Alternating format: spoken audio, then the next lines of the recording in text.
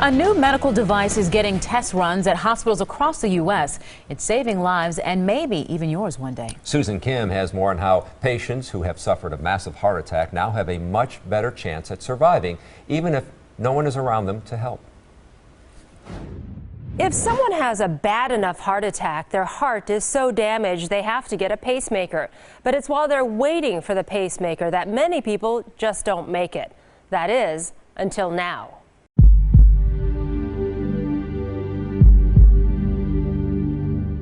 I didn't think I would never need it. You know, I wore it for a couple weeks before it ever went off. And when it did go off, it shocked the heck out of me. So it was like, literally.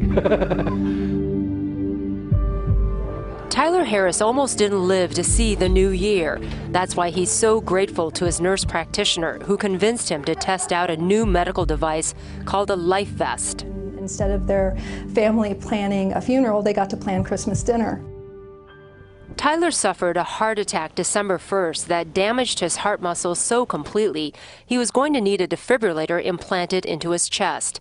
But medical guidelines require you wait at least 40 days for the surgery. So to bridge that gap, Tyler wore the life vest day and night.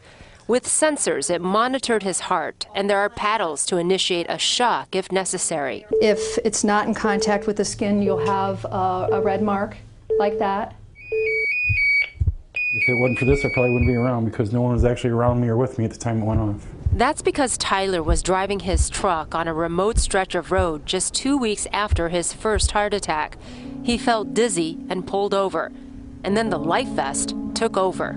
I got out of the truck and I was sitting on the bank of the ditch calling 911, and the box started talking to me, bystanders, please stand clear. An ambulance arrived and took Tyler to the hospital. Soon after, the doctors reviewed the monitor recordings. Here you have no pulse, there's no blood beating through the body. Here's the return of his pulse. Tyler's healthcare providers figured he would be in critical care when they went to see him at the hospital.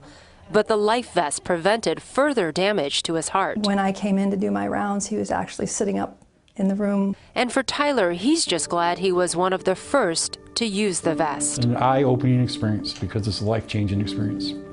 Because you know when you realize that now you have another chance at life.